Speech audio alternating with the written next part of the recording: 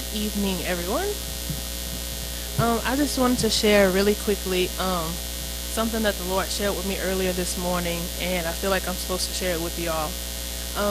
So I was praying this morning just about different things concerning the ministry, and one of the things that the Lord brought to my attention to share with everyone is that every single person who is a part of this ministry, especially those who gather physically, that your location is very, very important to your obedience. There are several of us who moved here from other states specifically because the Lord told us to come and be a part of this ministry. And one of the things that the Lord brought to my attention was that, and even I have been guilty of it in the past, that although we were obedient in actually packing up and moving, some of us have gotten complacent, and we are not actually carrying out the remainder of the assignment that He's given us to complete. A part of it, he said, was partial obedience is the equivalent to full disobedience. You have to complete the entire thing. One thing that I was sharing with my parents earlier about what the Lord was sharing with me was that we move here and say, okay, God, I'm here. You know, you told me to come and I came. But then if we're not careful, we'll take on the mindset of, okay, I have to get this in order, get this in order, do this. I'm going to work here. I'm going to live here. I'm going to go here and I'm going to do this. And we don't consult God. And when you don't consult God before doing every single thing that we do as believers, you run the risk of doing things outside of the will of God and then calling it thus said the Lord, because you think, well, I moved and that's what you said to do, and this door opened and this opportunity was presented. But God will allow things to happen and allow you to do things that are outside of His will if you are being disobedient. If you remember, even those who weren't here physically at that time, back in October, I had shared a message where it was called "The Wanting to Remain in God's Will." One of the main things that He wanted us specifically, especially being a part of this ministry, to take from it is that, if you remember, location is key. It is one of the key points of our obedience in being here. God does not do anything by mistake or by chance or by happenstance. It's all divinely appointed.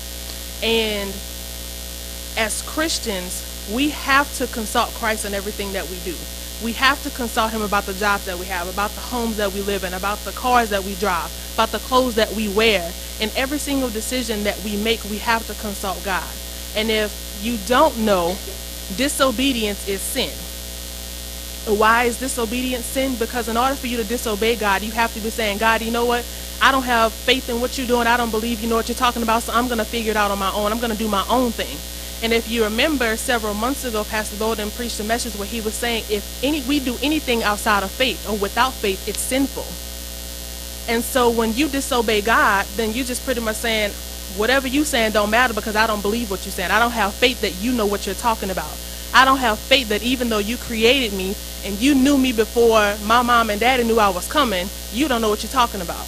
And I was just having this conversation with a friend of mine the other day. We fight so hard to be wrong when God has all the answers, and if we just consult Him, we don't have to go through a lot of the stuff that we go through. And even me personally in my own life, because before we come to Christ, we're so accustomed to controlling our own lives. We live in a society that tells us from a very young age, be your own person, you create your own happiness, set up your own goals, you create your own destiny, you be whoever you want to be. And God is saying, I've predestined you and I've ordained you already before you got here to be a certain person, to be a certain way, to live in a certain house on a certain street so that you can witness to that neighbor that needs to be saved, to drive a certain car, to do all these certain things, to be on a certain job so that you can be a vessel for my glory. But if you don't consult God, then you'll be outside of His will. And then what we do, we get outside of God's will, and then we begging God, why is all these doors closing? Why are we running into all these brick walls? Why aren't you answering my prayers? Why aren't you talking to me? I can't hear like I used to hear. I'm not as close as I used to be. I don't feel you like I used to feel you. It's not because He went away. It's because we strayed away and got outside of the will of God. And one thing I shared with one of my relatives a couple of weeks ago is God is not going to make it easy or comfortable for you to be outside of His will.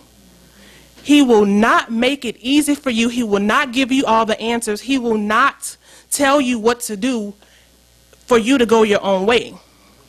And a lot of times what we'll do, we'll ask God, what is your plan? What do you want me to do? How do you want me to do it?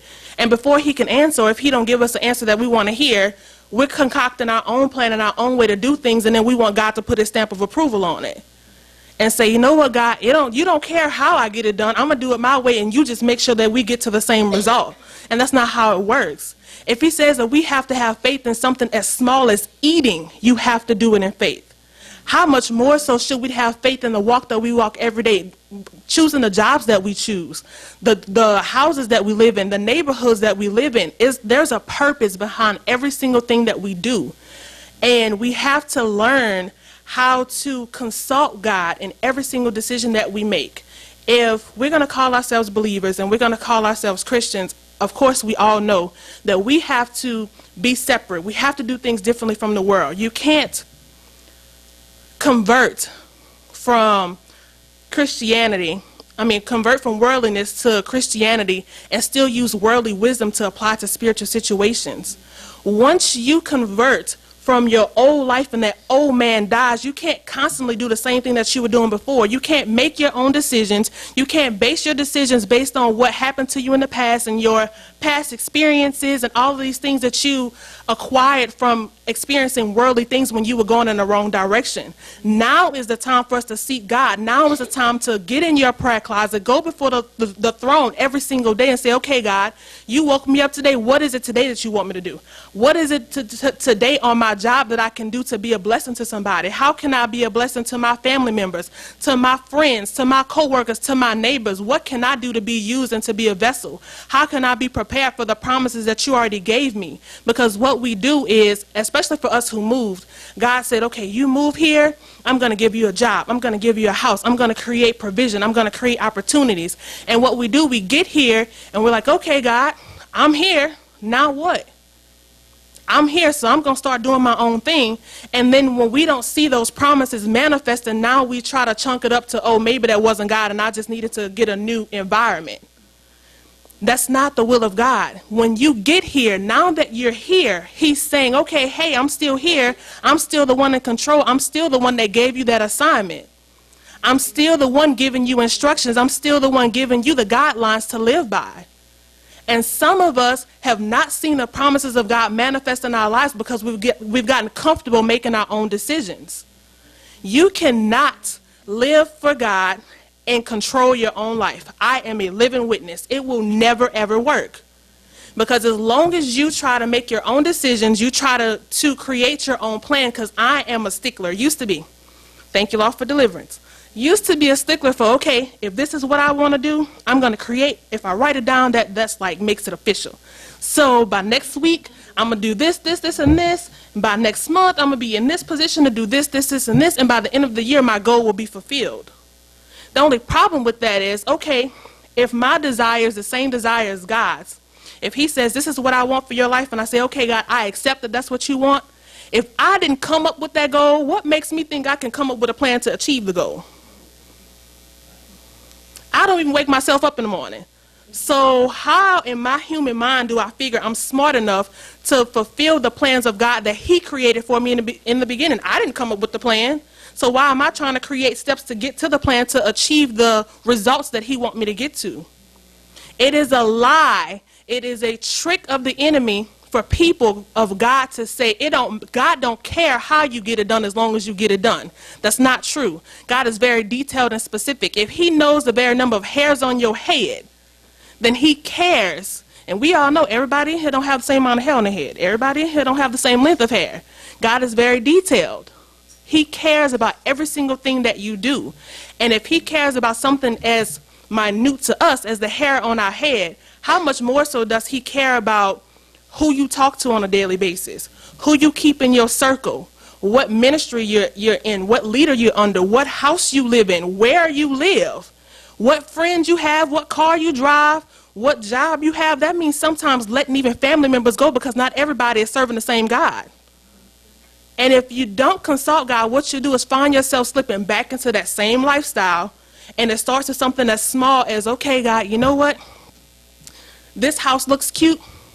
It has 3 bedrooms. It got a big backyard. That's what I want to consume upon my lust, because that's what looks good to my eyes.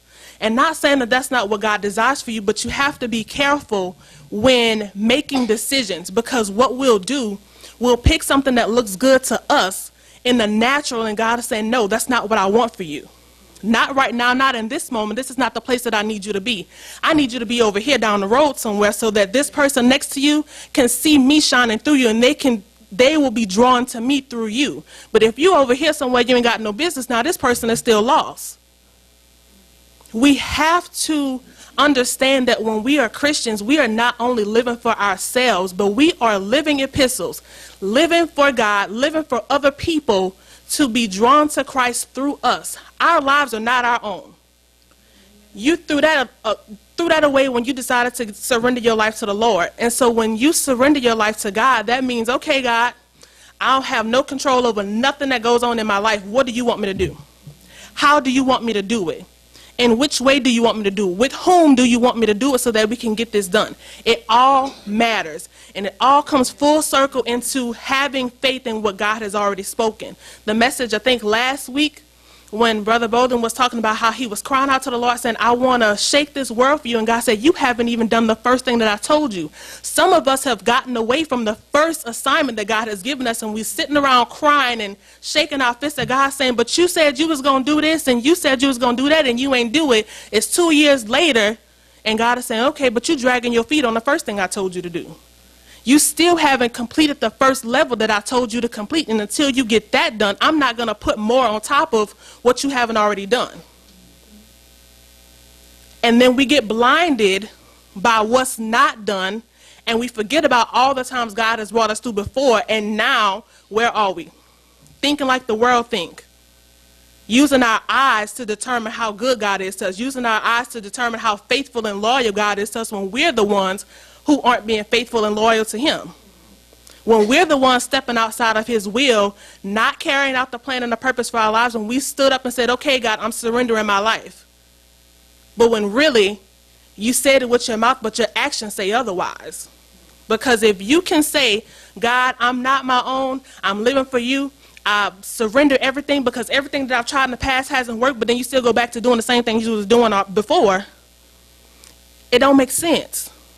It does not make sense to declare before the world and between you and God, you know what, God, I'm living for you, but then you start living for me.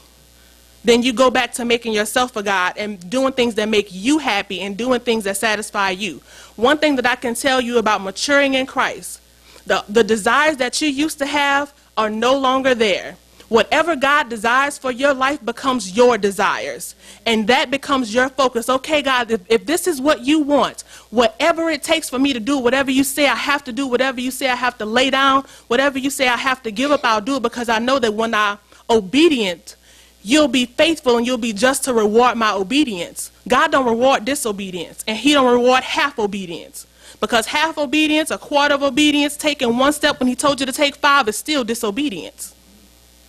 And he does not have to lay out the entire plan for you to step out on faith and do the very first thing that he told you to do. Because if he did, then that wouldn't require faith. It would not require patience for you to wait on the next answer. So I just want to encourage all of us, especially those of us who have moved here, those of us who are part of this ministry. God has already given each and every one of us an assignment personally that we need to do. And if you have not done it, if you've missed the mark, if you've forgotten about it, and you need to be reminded, I highly encourage you to go before the Lord individually and say, okay, God, you know what, I'm sorry. Somewhere along the line, I got out the way. I missed the mark somewhere. I passed my turn. Get me back to square one. Get me back to ground zero so that I can get back in line with your will for my life and move forward. But you cannot expect the blessings of God. You cannot expect opportunities to be presented and doors to be open to you when you're not making yourself available to be used by God. Amen.